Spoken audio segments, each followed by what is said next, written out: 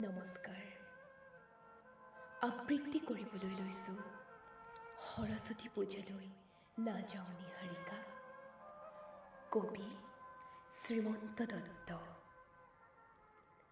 মই অংকিতাই কৈছোঁ নিহাৰিকা, মোক ভুল নুবুজিবা।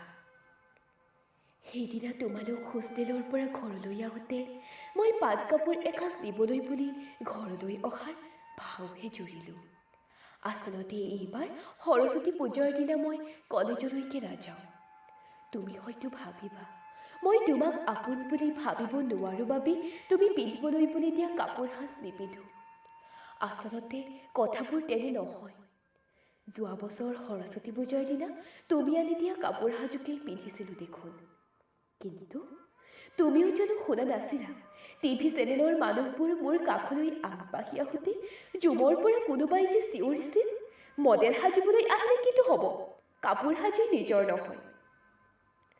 হঠাৎ নোহোৱা হৈ গৈছিল টিভি চেনেলৰ জুমবোৰ মোৰ সন্মুখৰ পৰা। সেইদিনা নিয়ম ভাঙি বহু দেৰিলৈকে তোমালোক হোষ্টেলৰ বাহিৰত আছিলা। মই বন্ধ কোঠৰীৰ ভিতৰত উচুপি কান্দিছিলোঁ উজাগৰে। অনাহাৰে পৰি ৰৈছিলোঁ পৰিতপ্ত হৈ অন্ধকাৰত। সেইদিনা যেন মোক মানসিকভাৱে বলাৎকাৰ কৰি পেলোৱা হ'ল। অভিজাত্যৰ পৃথিৱীত মই যেন নগ্ন ফচিল। তুমি নাজানা নিহাৰিকা, মই কাৰ সন্তান, নতুবা ঘৰৰ ঠিকনা। আইৰ কথা ক'বলৈ গ'লে শোকটো উজাই আহি ডিঙিত সোপা মাৰি ধৰে। মই সেইদিনা তোমাৰ বিলাসী পোছাকে সজাই পৰাই শিৱসাগৰৰ বৰপুখুৰীৰ পাৰত নিজকে মডেল সজাবলৈ যোৱাৰ পৰত মোৰ আই হয়তো ব্যস্ত আছিল কোনো হোটেলৰ পাছফালে কাৰোবাৰ উচ্ছিষ্ট ধোৱাত। কেতিয়াবা বৰ খং উঠে জানা নিহাৰিকা, দুখীয়া মানুহবোৰৰ সপোনবোৰ কিয় ডাঙৰ, আনৰ লেনেনা উকতি হ'লেও মুখেনো ডাঙৰ মানুহ কৰে। দেউতাৰ কথা তোমাক নকলোৱেই নহয়।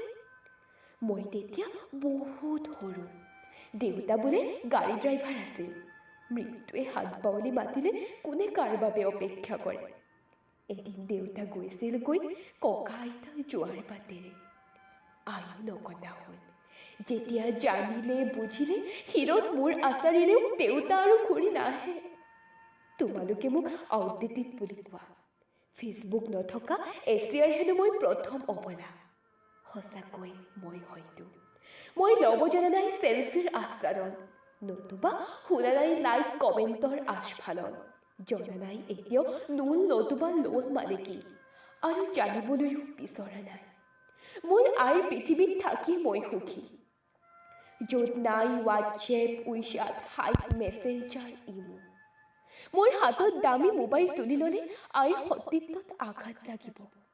UGCৰ স্কলাৰশ্বিপেৰে কোনো ৰকম পাৰ হ'ব পাৰিলেই কলেজৰ দেউনা, আইৰ দুচকুত মই ছটিয়াম আশাৰ বালি চন্দা। তুমি চাগৈ এতিয়াৰ পৰা আৰু বুজিবা নিহাৰিকা, কিয় ফাষ্টফুডে সিক্ত নকৰে মোৰ জিভা, কিয় কফিৰ কাপে সহ্য কৰিব নোৱাৰে আমাৰ দৰে ছোৱালীৰ লিপষ্টিকবিহীন চুমা। নিহাৰিকা, বেয়া নাপাবা, মই এইবাৰ সৰস্বতী পূজালৈ যাব নোৱাৰিম।